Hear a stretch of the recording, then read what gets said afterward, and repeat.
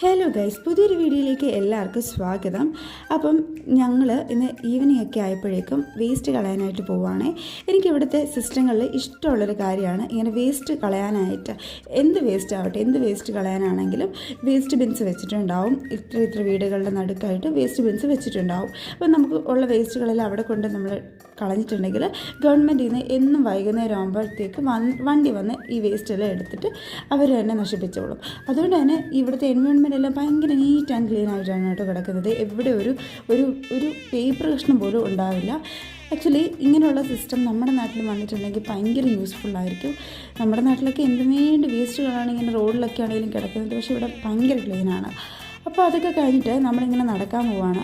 അപ്പോൾ നടക്കാൻ പോകുന്ന ആ ഒരു ഫുട്പാത്തിൻ്റെ സൈഡിലാണെങ്കിലും എക്സസൈസ് ചെയ്യാൻ വേണ്ടിയിട്ട് ഓരോരോ മെഷീൻസ് ഇങ്ങനെ അവർ സെറ്റ് ചെയ്ത് വെച്ചിട്ടുണ്ട് കേട്ടോ. അതും ഭയങ്കര യൂസ്ഫുള്ളാണ്.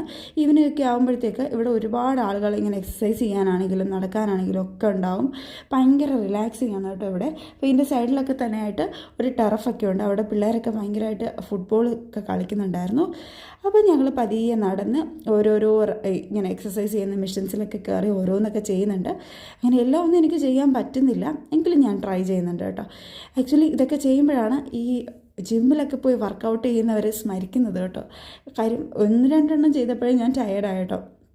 അങ്ങനെ ഞങ്ങൾ ഓരോന്നൊക്കെ ചെയ്ത് പതിയെ തിരിച്ച് റൂമിലേക്ക് തിരിച്ചു പോവുകയാണ്. അപ്പം തിരിച്ചു പോകുന്ന വഴിക്ക് നമുക്കൊരു വലിയൊരു വടിയും കൂടി കിട്ടിയിട്ടുണ്ട് കേട്ടോ. അപ്പം നമ്മളത് ഓർത്തു നമ്മുടെ ചെടിക്ക് തട വെക്കാമെന്ന്. അപ്പം അതെല്ലാം കഴിഞ്ഞിട്ട് റൂമിലേക്ക് വന്നപ്പോൾ